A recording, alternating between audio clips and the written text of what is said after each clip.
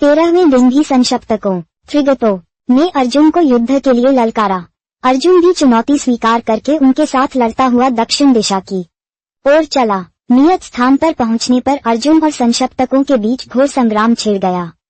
अर्जुन के दक्षिण की ओर चले जाने के बाद द्रोणाचार्य ने चक्रव्यूह की रचना की और युधिष्ठिर पर धावा बोल दिया। युधिष्ठिर की ओर से भीम, सात्यकी, छेकितान, धृष्टद्युम्न, कुंतीभोज, उत्तमौजा, विराटराज, वीर कैके आदि कितने ही सुविख्यात महारथियों ने द्रोणाचार्य के आक्रमण की बाढ़ को रोकने की जी तोड़ कोशिश की, फिर भी द्रोण का वेग उनके रोके नहीं रुका। ये देखकर सभी महारथी चिता में पड़ गए।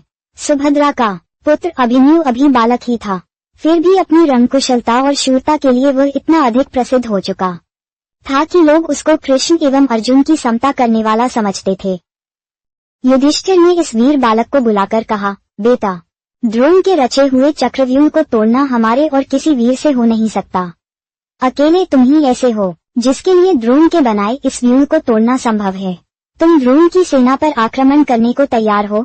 ये सुनकर अभिमन्यु बोला, महाराज, इस चक्रव्यूह में प्रवेश करना तो मुझे आता है, पर प्रवेश करने के बाद कहीं कोई संकट आ गया तो व्यूह से बाहर निकलना मुझे याद नहीं है। युधिष्ठिर ने कहा, बेटा, व्यूह को तोड़कर एक बार तुम भीतर प्रवेश कर लो, फिर तो जिधर से तुम आगे बढ़ोगे उधर से ही हम तुम्हारे पीछे पीछे चले आएंगे और तुम्हारी मदद को तैयार रहेंगे। युधिष्ठिर की बातों का समर्थन करते हुए भीमसेन ने कहा, तुम्हारे ठीक पीछे पीछे मैं चलूंगा। धृष्टद्युम्न, सात्यकी आदि वीर भी अपनी अपनी सेनाओं के साथ तुम्हारा अनुकरण करेंगे। एक बार तुमने व्यूह को तोड़ दिया तो फिर यह निश्चित समझना कि हम सब कौरव सेना को तहस नहस कर डालेंगे। ये सब सुनकर बालक अभिमन्यु को अपने मामा श्री कृष्ण और पिता अर्जुन की वीरता का स्मरण हो आया। बड़े उत्साह के साथ वह बोला, मैं अपनी वीरता और पराक्रम से मामा श्री कृष्ण और पिताजी को अवश्य प्रसन्न करूंगा। सुमित्र, वह देखो द्रोणाचार्य के रथ की ध्वजा, उसी ओर रथ चलाओ, जल्दी करो। अपने सारथी को उत्साहित करते हुए अभिमन्यु ने कहा और सारथी ने भी उसी ओर रथ चलाया। अभिमन्यु की आज्ञा मानकर सारथी ने उधर रथ बढ़ा दिया। कौरव सेना में हलचल मच गई। अरे, अभिमन्यु आया और उसके पीछे पीछे पांडव वीर भी चले आ रहे हैं। द्रोणाचार्य के देखते देखते उनका बनाया हुआ व्यूह टूट गया और अभिमन्यु व्यूह के अंदर दाखिल हो गया। कौरव वीर एक एक करके अभिमन्यु का सामना करने आते गए और इस प्रकार कूच करते गए कि जैसे आग में पड़कर पतंगे भस्म हो जाते हैं। जो भी सामने आया उस बालवीर के बाणों की मार से मारा गया, जैसा कि पहले तय हुआ था। पांडवों की सेना अभिमन्यु के पीछे पीछे चली और जहां से व्यूह तोड़कर अभिमन्यु अंदर घुसा था वहीं से व्यूह के अंदर प्रवेश करने लगी। ये देखकर सिंधु देश का पराक्रमी राजा जयद्रथ, जो धृतराष्ट्र का दामाद था, अपनी सेना को लेकर पांडव सेना पर टूट पड़ा। जयद्रथ ने ऐसी कुशलता और बहादुरी से ठीक समय पर व्यूह की टूटी हुई किलेबंदी को फिर से पूरा करके मजबूत बना दिया कि जिससे पांडव बाहर ही रह गए। अभिमन्यु व्यूह के अंदर अकेला रह गया, परंतु अकेले अभिमन्यु ने व्यूह के अंदर ही कौरवों की उस विशाल सेना तहस नहस करना शुरू कर दिया। जो भी उसके सामने आता खत्म हो जाता था। दुर्योधन का पुत्र लक्ष्मण अभी बालक था, परंतु उसमें वीरता की आभा फूट रही थी। उसको भय छू तक नहीं गया था।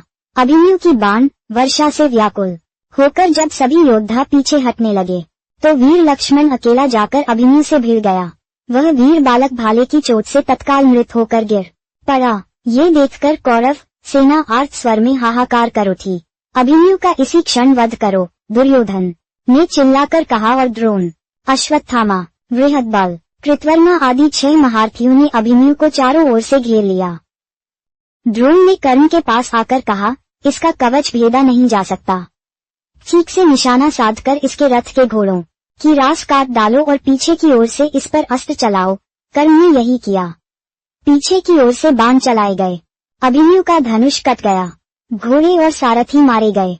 वह रथविहीन हो गया। तुरंत ही अभिमन्यु ने टूटे हुए रथ का पहिया हाथ में उठा लिया और उसे घुमाने लगा। इस समय अभिमन्यु भयानक युद्ध कर रहा था। ये देखकर सारी सेना एक साथ उस पर टूट पड़ी। उसके हाथ का पहिया चूर चूर हो गया। इसी बीच दुशासन का पुत्र गदा लेकर अभिमन्यु पर झपटा। इस पर अभिमन्यु ने भी पहिया फेंककर गदा उठा ली और दोनों आपस में भिड़ गए। दोनों में घोर युद्ध छिड़ गया। एक दूसरे पर गदा का भीषण वार करते हुए दोनों ही राजकुमार आहत होकर गिर पड़े। दोनों ही हड़बड़ाकर उठने लगे। दुशासन का पुत्र जरा पहले उठ खड़ा हुआ। अभिमन्यु अभी उठ ही रहा था कि दुशासन के पुत्र ने उसके सिर पर जोर से गदा प्रहार किया। यूं भी अभिमन्यु अब कईयों से अकेला लड़ते हुए घायल हो चुका था और थककर चूर हो रहा था। गदा की मार पड़ते ही उसके प्राण पखेरु उड़ गए। संशप्तकों त्रिगतों का संहार करने के बाद युद्ध समाप्त करके अर्जुन और श्री कृष्ण अपने शिविर को लौट रहे थे। अर्जुन श्री कृष्ण से बोला, जनार्दन, मेरा मन घबराया हुआ है, मैं भ्रांत सा हो रहा हूँ। सब भाई कुशल से तो होंगे। आज अभिमन्यु अपने भाइयों के साथ हंसता हुआ मेरा स्वागत करने क्यों नहीं दौड़ा आ रहा है। ऐसी ही बातें करते हुए दोनों शिविर के अंदर पहुंचे।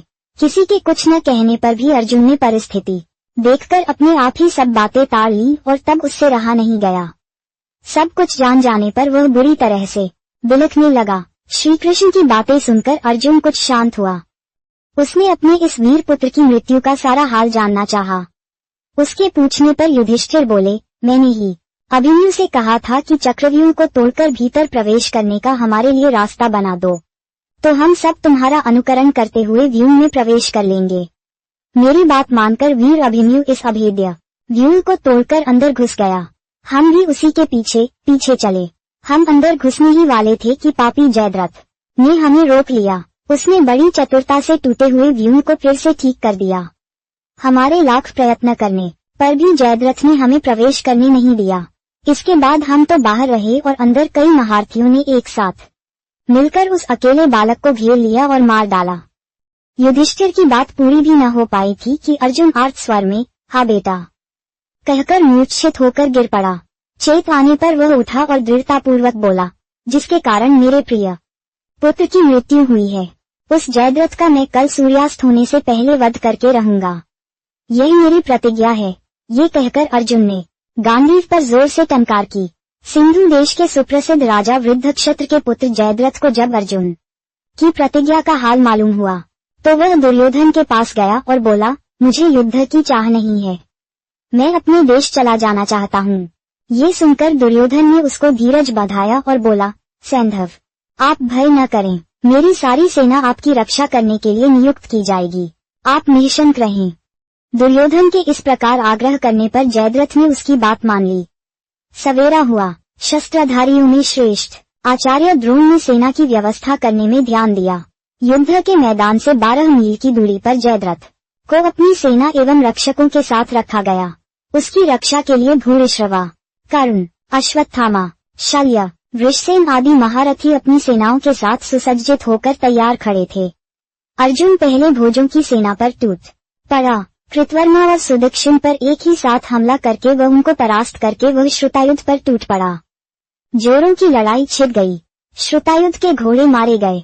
इस पर उसने गदा उठाकर श्रीकृष्ण पर प्रहार किया, परंतु निःशस्त्र और युद्ध में शरीक न होने वाले श्रीकृष्ण पर फेंककर मारी गई गदा श्रुतायुध को ही जा लगी और श्रुतायुध मृत होकर गिर पड़ा। इस पर काम्भोजराज सुदक्षिण ने अर्जुन पर ग्योड़ों का हमला कर दिया, किंतु अर्जुन ने उस पर बाणों की ऐसी वर्षा की कि उसका रथ चूर चूर हो गया। उसके कवच के टुकड़े हो गए और छाती पर बाण लगने से काम्भोजराज हाथ फैलाता हुआ धड़ाम से गिर पड़ा। इस प्रकार अपना गांडीव हाथ में लिए हुए असंख्य वीरों का काम तमाम करता हुआ अर्जुन आगे बढ़ता गया और कौरव सेना के समुद्र को चीरता हुआ अंत में उस जगह पर जा पहुंचा जहां जयद्रथ अपनी सेना से घिरा हुआ खड़ा था। अर्जुन का रथ जयद्रथ की ओर जाते हुए देखकर दुर्योधन चिंतित और दुखी हुआ। जयद्रथ की रक्षा के लिए नियुक्त वीरों ने जब ये सुना तो उनके दिल एक बारगी दहल उठे और भूरिश्रवा, कर्ण, वृषसेन, शल्य, अश्वत्थामा, जयद्रथ आदि 8 महारथी अर्जुन का मुकाबला करने को तत्पर हो उठे।